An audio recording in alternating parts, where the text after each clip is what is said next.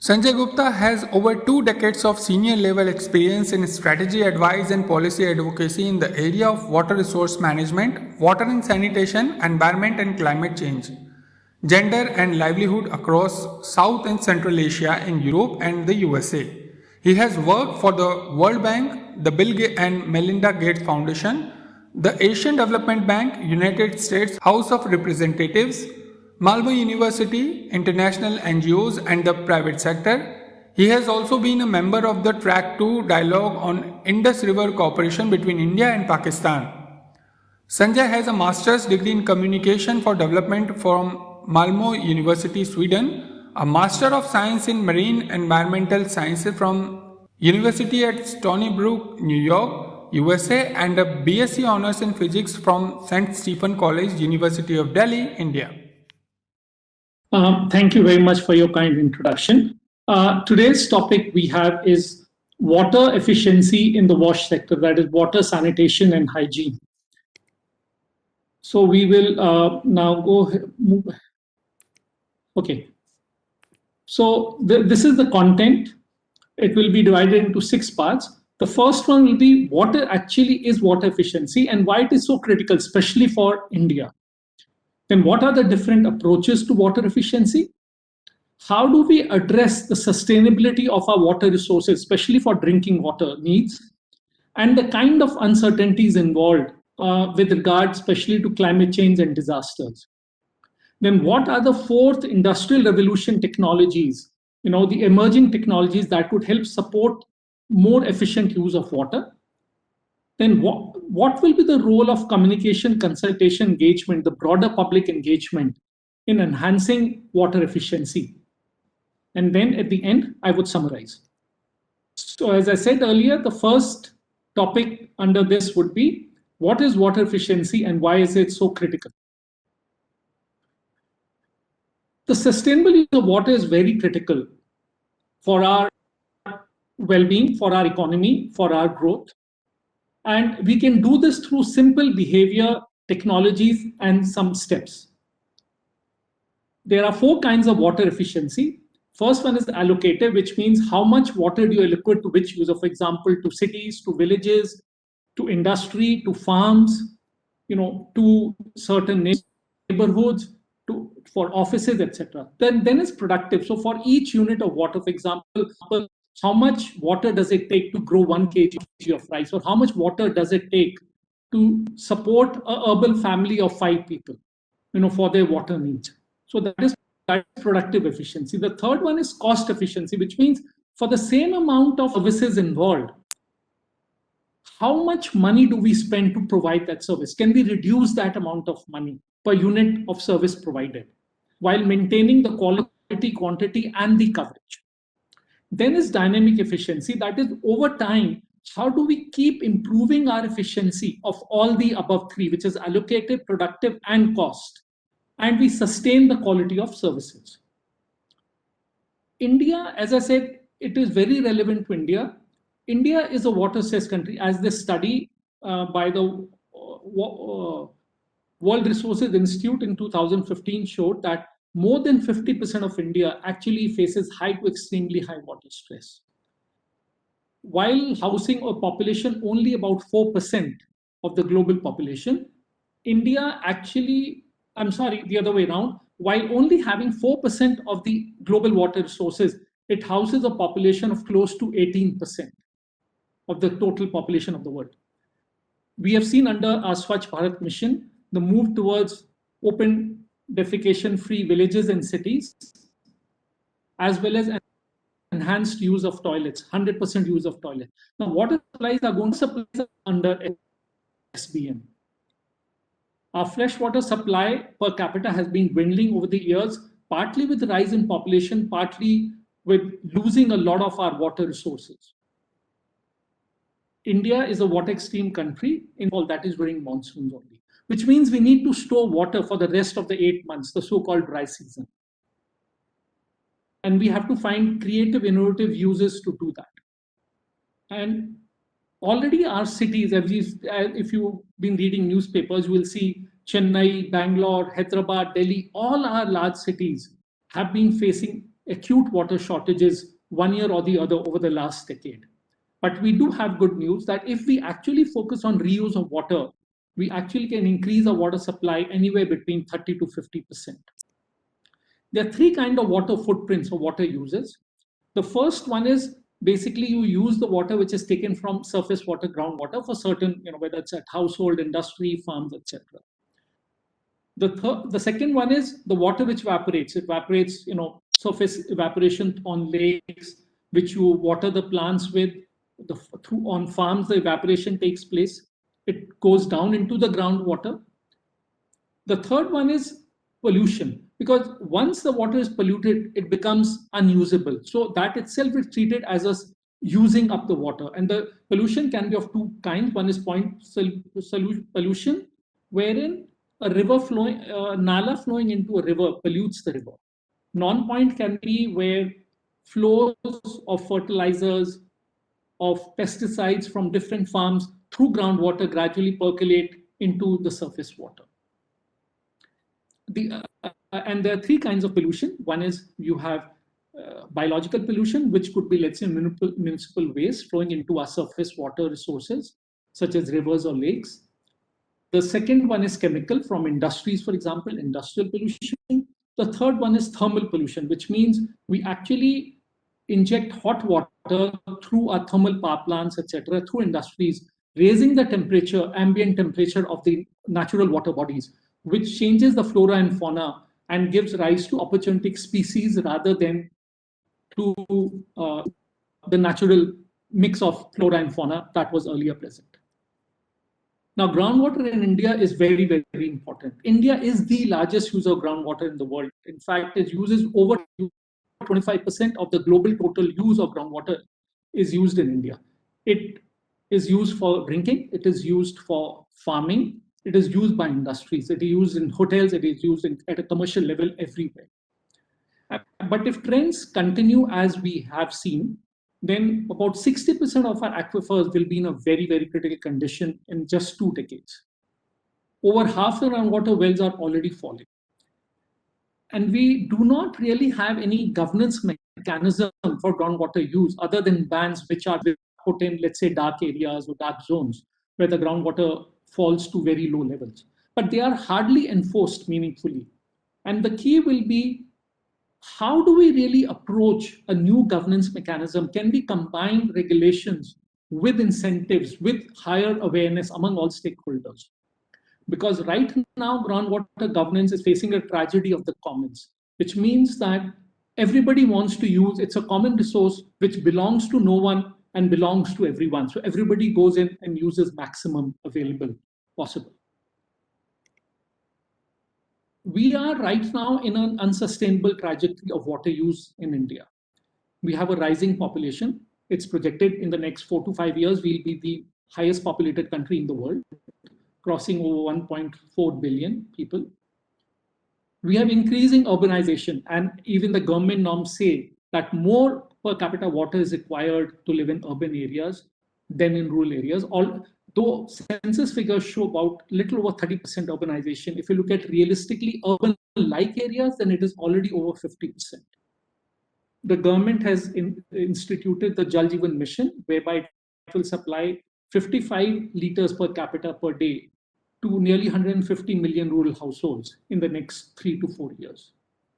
Higher economic growth, which we are pursuing, we want to be a $5 trillion economy by 2024, will also mean higher water consumption because the lifestyle changes. Industrial growth will require water. Already we are, but the availability of water is reducing. We are mining groundwater. Our wastewater is not treated, most of it, less than 40% treated, which means we pollute our rivers, which otherwise the water could have been used downstream. Due to rising energy consumption, our thermal power plants, we have higher and higher capacity of thermal power. Also, we are setting up solar power, which itself needs water to clean the solar panels. So that itself is causing more water use, more thermal pollution. And are changing rainfall patterns, which means we have lesser rain days, but higher intensity of rainfall. So therefore, less percolation into the ground. which means lower groundwater recharge. So what is the need for water efficiency? It will help us grow socially, economically, health-wise, and ecologically. It is very important for all the four sectors of the economy: social, economic, health, and environmental. As water scarcity increases, ever more energy will be needed for extraction, especially in India, where we rely so much on groundwater, which means we'll be spending much more energy, then much more thermal pollution, much more coal burning, etc. And we are also already transporting, if you look at cities in India, they're already transporting water from hundreds of kilometers. Delhi gets its water all the way up from Tiri Dam in the Himalayas. Same is the situation for Bangalore, Chennai, Hyderabad, which are again getting water from dams on rivers which are hundreds of kilometers away. Water is an essential economic input. It's a key human input, which means that we need to sustain its supplies. It is also a very key ecological input and for biodiversity. But it has to be fit for use, which means it cannot be polluted. It has to be present in a certain quality, of a certain quality, in a certain quantity, and available in time. And it is for this reason that experts often recommend continuous 24/7 water supply systems. They conserve energy, they conserve water use, you get higher revenues, which means it is financially sustainable, the provision of water services. You have greater water security. A household doesn't have to think of storing water, think, oh, will I get water tomorrow? Will I get water in the evening or not? So consumers end up using how much water they need rather than how much water that is delivered to them, as is done through intermittent water supply systems. For example, in Paris, when they instituted the continuous water supply system, the per capita water use fell to nearly half. And right now, Paris uses about 140 liters per capita per day, which is with a 24/7 water supply system. Now, you will see two graphs, two maps here.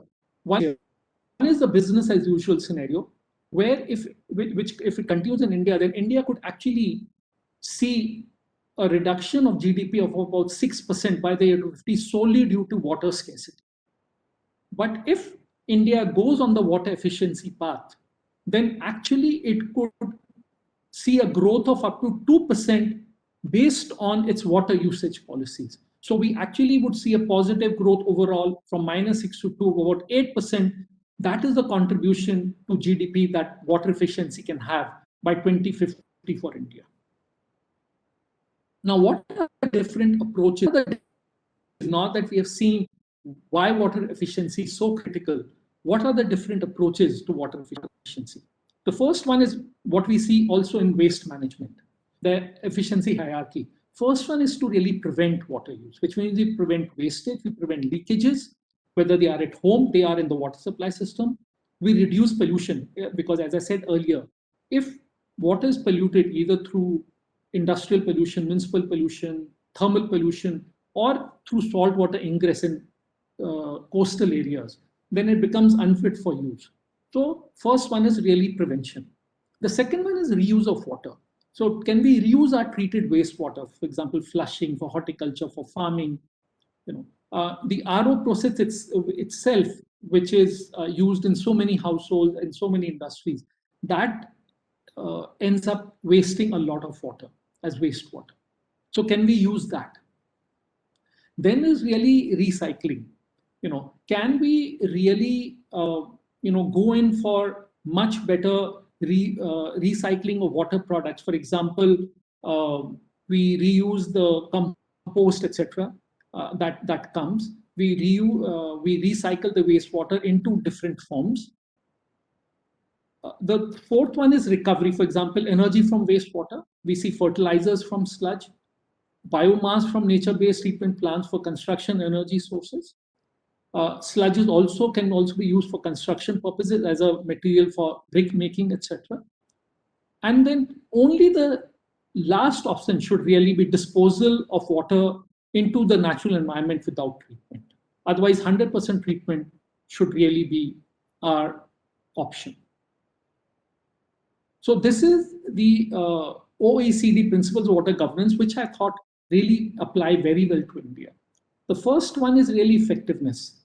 How do we need to define very clear sustainable water policy goals and targets? How do we implement these policy goals, the pathway, and to meet the expected targets? The second one is efficiency, which means we maximize the benefits of sustainable water management and welfare, social and economic welfare, at the least cost to society. So here you're seeing several forms of efficiency already creeping in. Cost efficiency, allocative efficiency, productive efficiency. And this is the third one is trust engagement, which means we approach all forms of installing water efficiency by building public confidence, taking public into confidence.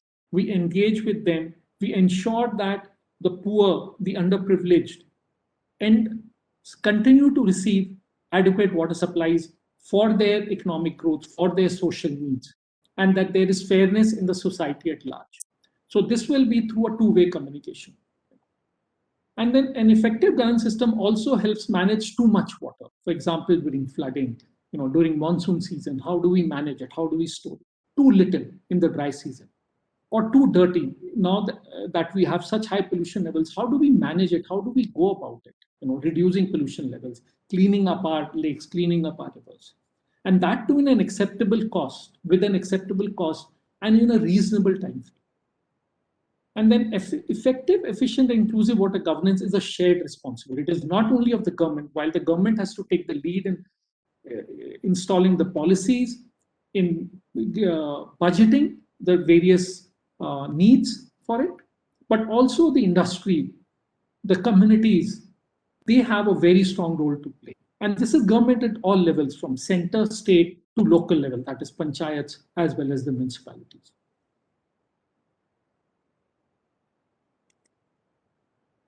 So what is the broad approach to water efficiency in, as I said, water, sanitation, and hygiene? We need water smart policies at the national, state, and local level, so that households, hospitals, institutions, businesses are smart water users. They are empowered by awareness and real-time information technologies and water efficient behavior. The water systems are of right capacity, proactively managed to reduce water loss, and equipped to ensure adequate safe water. For example, if we look at our capital city, Delhi, we have areas which receive over 1,000 liters of water per capita per day, and there are areas in Delhi which receive less than 100. So that is where allocative efficiency has really gone awry. And we need to neighborhood-wise really start allocating the right capacity for productive water use. Water efficiency is also viewed as an inseparable part of full water delivery system. It needs to be viewed as that, rather than only maximizing and delivery to certain maximizing only certain aspects. We need to look at it as an integral aspect, and we maximize savings of water and costs. And our service providers, our utilities, need to be financially viable. Otherwise, they will not maintain, they will not have any incentive to save water, to go in for water efficiency. Why national standards? Our example in water efficiency can be based on our energy efficiency, the B-Star label. So we carried out so many initiatives within India.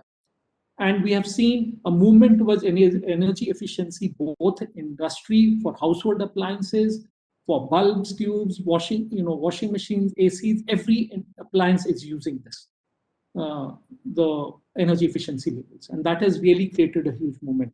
They supplied LED bulbs at subsidized rates or free of cost to households. And that is the similar way that actually we can do that. And for that, national level standards are important, so that there is a very clear-cut line of direction for the state governments, for the local governments, on what standards to follow, what kind of targets to meet. And the central government could actually provide broader directions along with budgetary support to do that. It will also provide economies of scale, for example, to producers of equipment, whether they be appliances, they be or plumbing equipment such as low flow shower heads, or they be low volume flush systems. So because if each state puts its own norms, then they'll have very small markets, and they may not be efficiency of volumes for companies to move ahead with those efficient products. And we need a lot of dedicated research and knowledge, at the national level, at the state level, to be able to recognize the needs of India, to the needs of consumers, and to move ahead in that regard.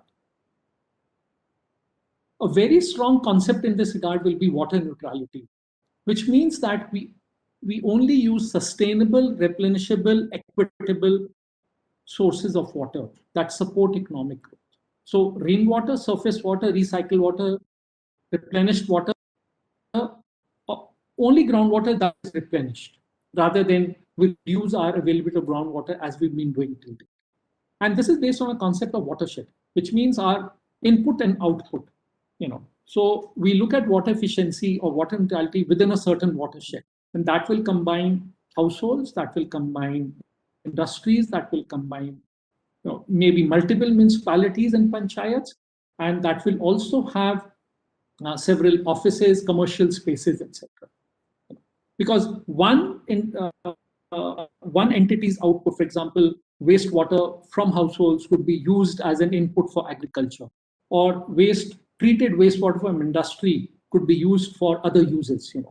So that is how the concept of watershed actually will end up giving you much higher water efficiency rather than focusing only on individual components or individual users.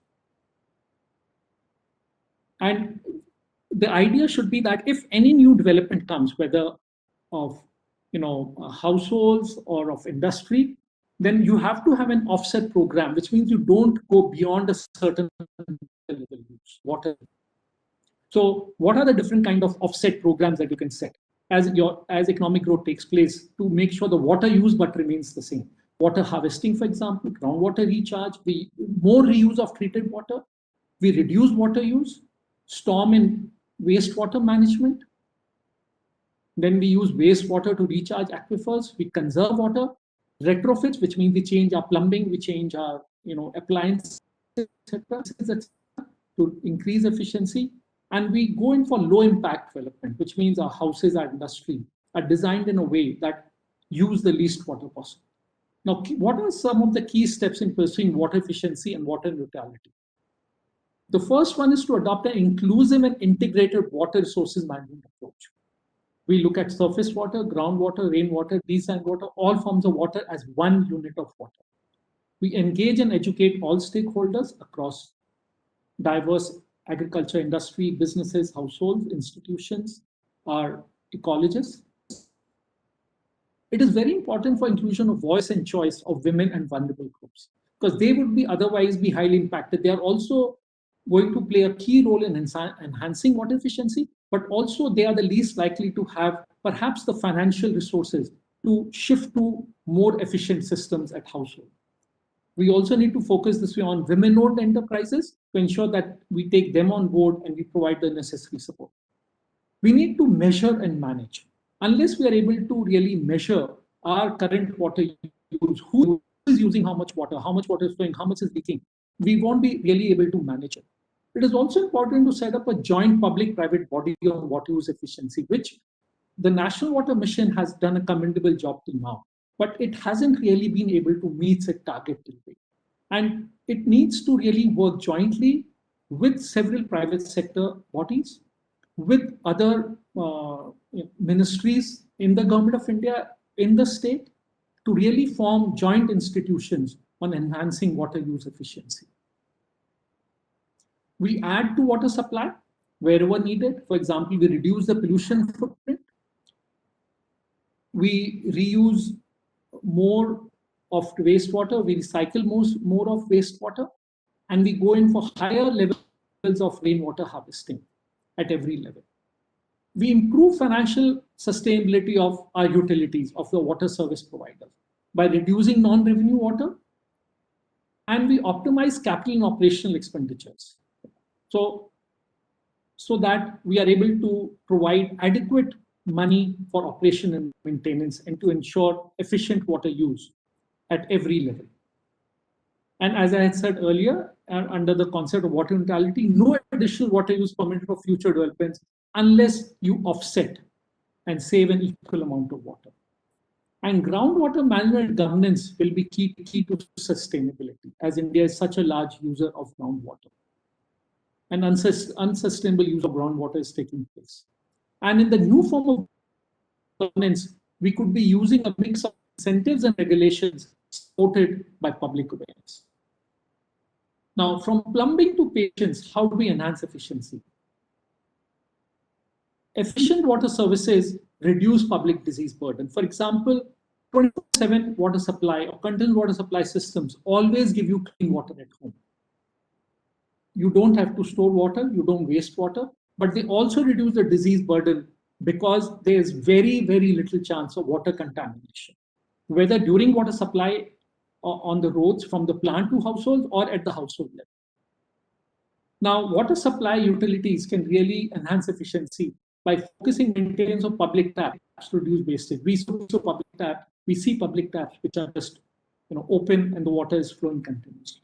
They provide incentives to install water efficient plumbing and water efficient appliances. Universal metering and volume based billing. This will discourage too much use of water wastage and encourage efficient use of water. As people pay more and more for higher and higher levels of water that they use, it will encourage them to use less and less water. We shift towards 24/7 continuous water supply. As I said earlier, it is safer, it is more efficient. And also the utilities need to enable, which means they need to treat wastewater and promote use of this treated wastewater. And they need to adopt large-scale communication programs to enhance and reward water efficiency. The healthcare facilities, they can implement a water loss management program. For example, locate and repair leaks. Use water efficient equipment, whether it's for washing, sanitizing, cleaning, everywhere. They use water efficient equipment. You replace old fixtures with new ones, whether they are faucets, taps, they are shower heads, flushes, which are using much less water. You also reduce the use of water in space cooling. Can you go in more for air cooling rather than water cooling systems, which are much more prevalent right now? And to shut off cooling units when not in use. And can they also reuse treated wastewater, for example, for horticulture, etc. Now, how do we achieve safe and efficient wash, which is water, sanitation, hygiene in healthcare facilities? The expectations are really of a healthcare facility that there is portable water the year round. Of course, we have people who are ill. We have our medical service professionals there. You need clean drinking water all around the year. We need clean toilets, separate facilities for men and women, easy access to soap and water to make sure one is able to practice all forms of hygiene. We need a waste removal system, a waste treatment system, a dedicated budget for operation maintenance. If we don't have a dedicated budget, then we will not be able to maintain quality. We will not be able to treat wastewater. And we also need trained staff. Assuming we achieve this, it will really lead to several benefits. One is improved health and safety of patients, of our healthcare professionals. It will lead to disease prevention and improved treatment. Staff morale will be higher, their performance will be better. If you would have read the news that when COVID-19 hit India, a lot of people were preferring private hospitals to government hospitals for one simple reason, because they believe the sanitation facilities in private hospitals were much better. And that speaks volumes of the preference of patients for clean wash facilities, improved wash facilities that they prefer. We will have more people-centered care. The community will look at a healthcare facility and will learn from that on how to improve its own systems.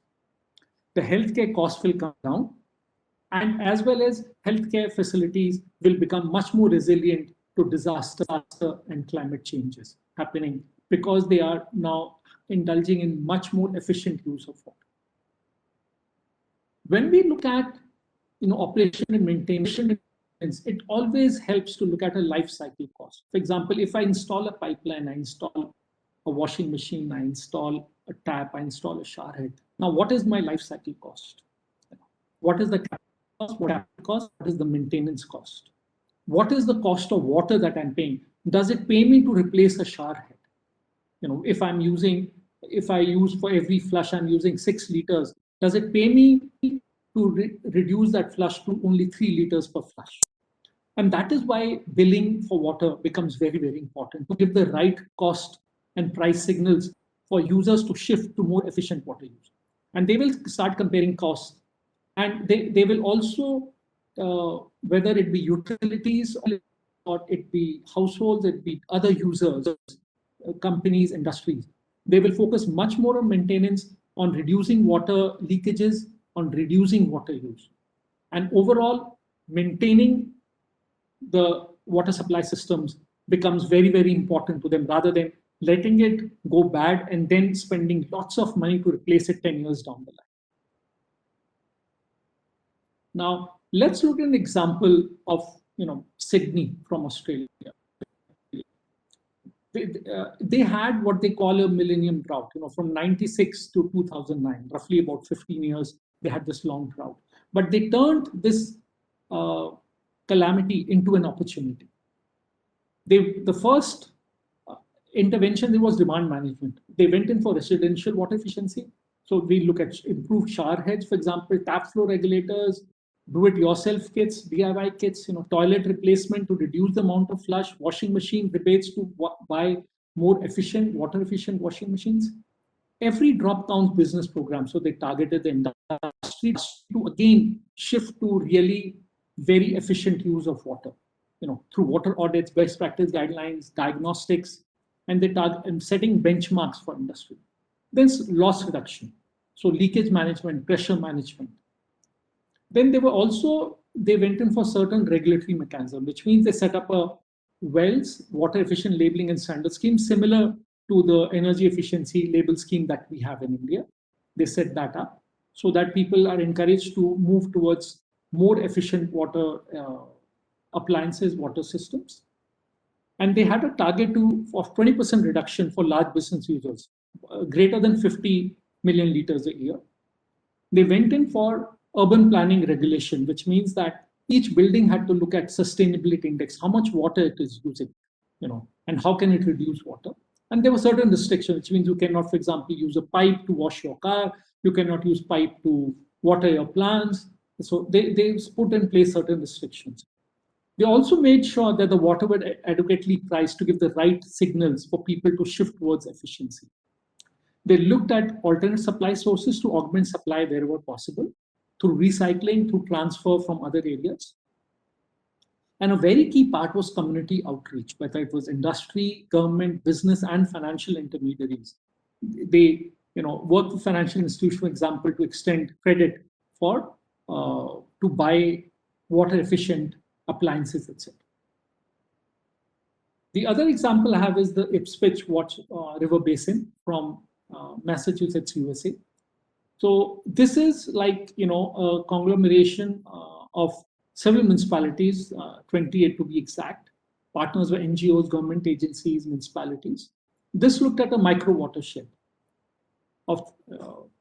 and their purpose was to make sure there's enough fresh water for all uses. The water is clean, whether it is for human consumption, industrial consumption, or for aquatic life and other uses, and the ecosystems remain healthy. So they developed a clear plan of action to achieve water neutrality. Indicators of success were identified and then worked towards. And the message that we take from this example is that water efficiency is an integrated and interconnected process across geographies, which is local, state, national, across key social and economic sectors, and people, which is multiple stakeholders. Now, addressing sustainability and uncertainties. We have to recognize and improve system deficiencies that pollute water. We have installed millions of septic tanks under Swachh Bharat mission, but many of them are malfunctioning. They are not really what could say scientific septic tanks. On the left-hand side is what one will see across several states, a septic tank wherein the wastewater doesn't get adequate time for it to be biologically treated and for the sludge to settle down. So you have waste in, waste out. On the right side is where we still have several good plants operating like this, which is a 2-compartment septic tank. And then you have a soil absorption field, which absorbs the semi-treated water, black water, rather than black water flowing back into the stormwater drains, which is what happens very often. So we need to identify and remove these system deficiencies, even if they are underground. This is what we call a shit flow diagram from last year, 2020. And the key message here is that more than 80% of our overall waste, human waste, municipal waste, is untreated, which goes into our waters, which goes into the environment, which goes into agriculture. And therefore, this is a very key area we need to focus. If we need to reduce our pollution imprint, we need to make much more clean water available to our communities, to our industries. A key focus, and this already has been taken up by the government, under the Ganga Clean Plan. They are focusing on several other rivers, but this will be a very important area to actually treat 100% of our municipal waste. Now, why should 100% treatment should be the objective? The way untreated waste is not only a public nuisance, but impacts our water supplies and economic productivity and public health. Cities and towns house only about 1/3 of our population, but they contribute double its GDP, over 60% of the GDP. And so when the drinking water supplies are affected in cities and towns, they heavily impact the productivity of the country as a whole. The value of the sanitation economy is about $32 billion, which means that it is something that can provide a lot of economic growth to India as a whole. And the benefits from Swachh Bharat mission only really are enhanced, in fact, multiplied if the waste is treated. And the biggest beneficiaries of this will be the poor, as they bear the highest per capita cost of inadequate sanitation. Several studies show that both in rural and in urban areas, the highest cost of inadequate sanitation, of unclean water, is borne by the poor. And also our SDG goals, which India is a signatory to, call for halving the proportion of untreated wastewater and substantially increasing its recycling and safe reuse, as well as SDG 11.6 calls on having sustainable cities, reducing the environmental impact. Another way to reduce the impact of salinity is to reduce the impact of salinity ingress. We know that when salinity ingress takes place and that water is consumed by households, it leads to several health impacts, including hypertension and increased infant mortality. And the greater impact is actually on women. Studies in Bangladesh and India have shown that. So how do we really manage through smart water use to draw only in small quantities over long intervals rather than withdraw water continuously? Will really help in managing salt water ingress to ensure that our coastal communities are not subject to brackish or salt water in their drinking water. Now, responding to the water challenge in the face of climate change, the first would be to increase water supply. So we can do that through wastewater recycling. We can process the sludge into fertilizer, cement, or fuel. We go in for desalination in coastal areas using renewable forms of energy. Already, India has very ambitious goals for renewable energy under its nationally determined contributions under the Paris Climate Agreement, and that same energy can be used for actually desalinating water wherever required. We can actually use natural aquifers or human-made water storage structures. In this regard, we could look at what you call the Ganga water machine concept, wherein you have replenishable use of groundwater, which are replenished every monsoon season. The aquifers, we only use that much. We prevent pollution and we promote cost efficiency and financial viability. We also optimize water use, which is essentially really reducing water use, but for the same economic and social productivity. We go in for 100% metering. We provide incentives. We provide behavioral nudges and tools to improve efficiency. But we still manage for extremes. Inclusion of secure water service in disaster management plans, which are formed down to really a block level. We go in for nature-based solutions for storing and treating water.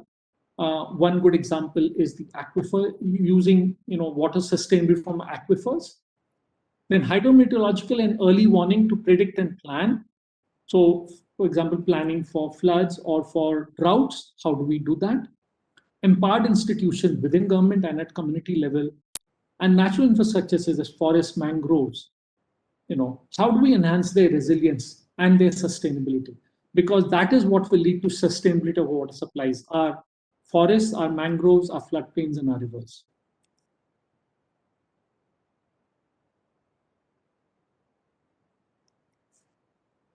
The next topic is communication, consultation, engagement.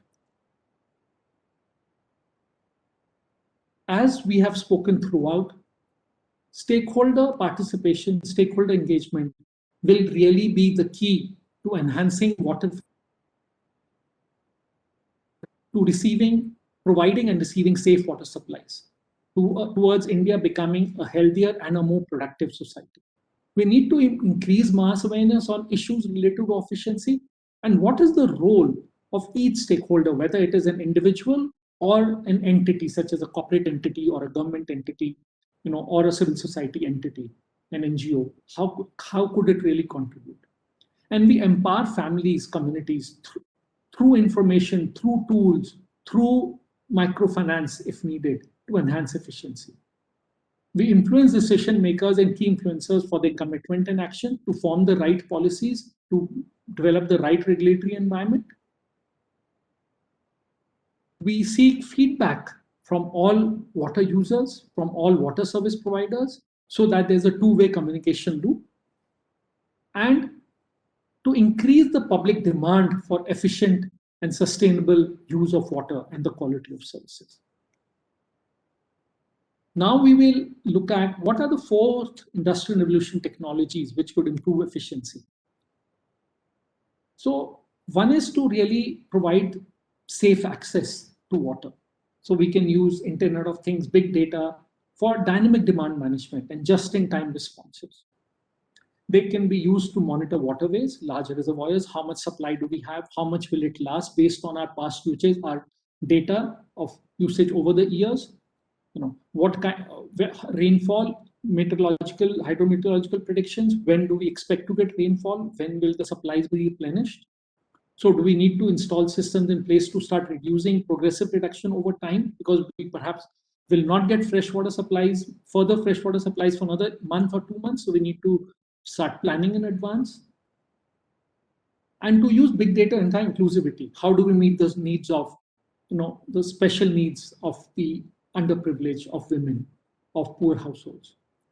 We go in for wastewater quality, wastewater treatment and water quality. We can use, again, the similar technologies for optimizing routes for waste collection and transport. For sewer management, robots and sensors are being used. How much sewer is flowing, how much, what kind of treatment actually are we doing successful treatment? How do we do smart maintenance of our equipment and infrastructure? And in-time measurement of pollution in surface and groundwater. What kind of pollutants are there? So how much treatment would be needed? Then we can improve water use efficiency and reduce water stress through detecting leakages at early stages, reducing water losses. We can have connected smart water meters, so we are able to monitor water use. We can send messages to households which are overusing water or industries which are overusing water. We monitor it at the watershed level so that we're able to do much better planning. We are also able to use all these technologies for integrating voices and choices of different stakeholders through smartphones, through apps, crowdsourcing ideas. But to be very careful not to reinforce the digital divide, which means we shouldn't only be collecting, input ideas of smartphone users who are more likely to be both, the non-poor as well as non-female, which means males. So how do we reach out to more women? How do we reach out to the poor? So we need to combine these technologies, the smart technologies, also with other forms of information collection and feedback mechanism, traditional communication mechanism, to ensure that we don't really reinforce this data divide. And need to have certain safeguards in place. Technologies may reinforce and amplify familiar risks such as racial, caste, or gender biases. Because sometimes the louder one speaks, the more we listen to that individual. That should not be really the case. And we need standards for interoperability and scalability. It means when we set up pilot systems in one place, are they interoperable with other systems, with our existing systems? Can they be scaled up? Data privacy already is a huge concern in our country, and the government has been passing laws with regard to that. And accessibility and affordability of all these technologies will really determine how much they will be put to use right now and in the future. Now there are two specific ways to look at.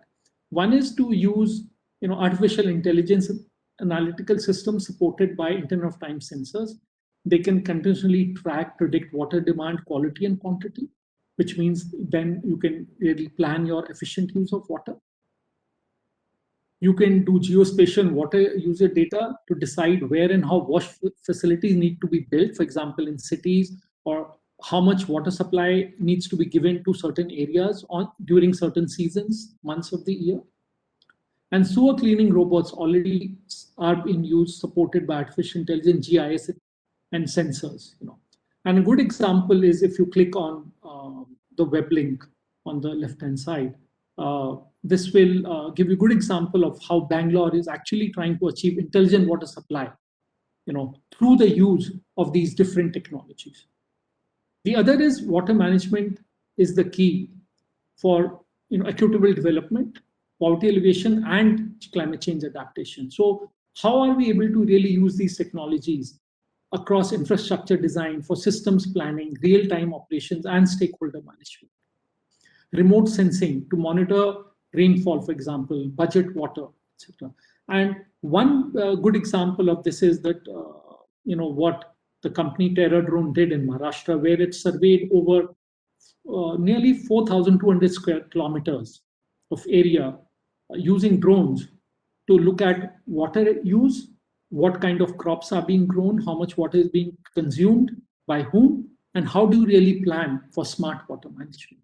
This is the example from Maharashtra. Now, artificial intelligence, drones, and GIS can also be used to enhance water efficiency. You can do drought planning. You can do water supply monitoring management.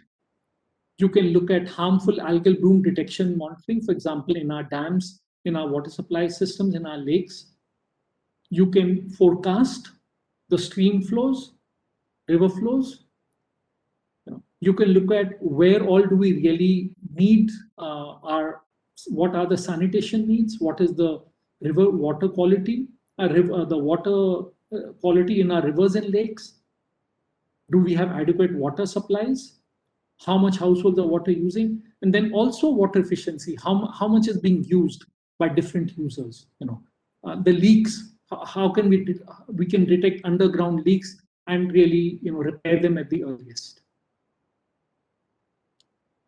Summing up, water efficiency is the smart use of our water resources through water-saving behavior, technologies, and just very simple steps. Water efficiency leads to safer water supplies and to reduce public health burden. India will lose up to 6% of its GDP by 2050 due to water scarcity. Or put it the other way, it can gain up to 8% of its GDP if it installs improved water efficiency measures. Water efficiency is critical to equitable economic growth, human development, and in meeting the SDGs. Conjunctive use of surface and water is the key to water efficiency in a country such as India, where we should be using our underground aquifers in a very sustainable way, given the fact that we only have 4 months of monsoon in which we get 80% of our water supplies. We follow the 3R hierarchy: reduce, reuse, and recycle, plus recovery of additional benefits such as energy. Wastewater treatment is key to realizing water efficiency and economic benefits of good water sanitation and hygiene services. As I said earlier, about 80% of our waste is left untreated and enters the environment. We need to adopt a system and a multi-stakeholder approach to water efficiency. We need to have national level policies, right set of incentives, regulation, and standards on water efficiency, which are critical to an enabling environment for people to pursue water efficiency. The fourth, industrial revolution technologies can help leapfrog into higher water security and efficiency. Public consultation is critical to enhance water efficiency. And where just simple steps can save millions of liters of water every year. A life cycle cost will help in better operation maintenance and in enhancing water efficiency and in reduce costs overall for provision of water services. And there is a wealth of international experience available to plan, design, and implement water efficiency measures in India. With that, I end my presentation. Thank you very much for your time and attention.